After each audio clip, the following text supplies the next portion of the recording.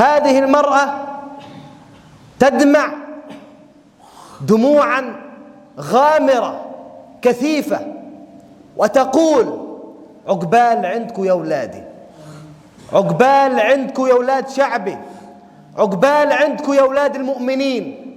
ويقول الإمام ابن رجب رحمه الله: لما علم الإله جل وعلا أن الشوق إلى بيت الله الحرام لأداء الحج في هذا العام قد قذفه الإله جل وعلا في قلب جميع المؤمنين. كل مؤمن يرى هذا المشهد يدمع، يرتعد هذا القلب شوقا إلى أن يدرك الحج والوقوف بعرفات.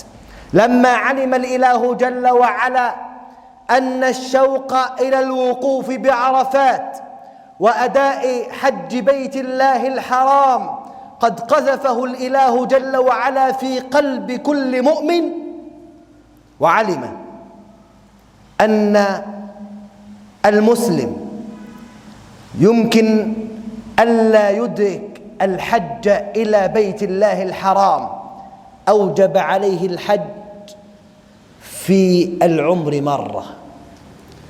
ولما علم الإله جل وعلا أن من الناس من لم يستطع الوقوف بعرفات، مثلنا اليوم منا من ليس لديه المال لأن يقف بعرفات، منا من لم يخرج اسمه في القرعة ليقف بعرفات، منا من لديه أسباب أمنية تمنعه من الخروج للوقوف بعرفات.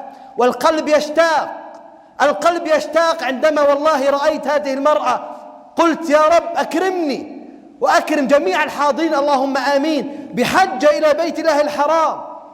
هذا الواجب الذي فرضه الإله جل وعلا علينا، أن نحج. وأذن في الناس، وأذن بالناس في الحج يأتوك رجالا. وإذ يرفع إبراهيم القواعد، تقف على عرفات، تقف على الصفا والمروة، تطوف بالكعبة. عندما ترى الكعبة تدمع هذه العين لمجرد رؤية الكعبة. جعل الإله، يقول الإمام ابن رجب: جعل الإله جل وعلا بعد هذا الشوق الذي قذفه في قلوب المحبين أجر السائرين مثل القاعدين.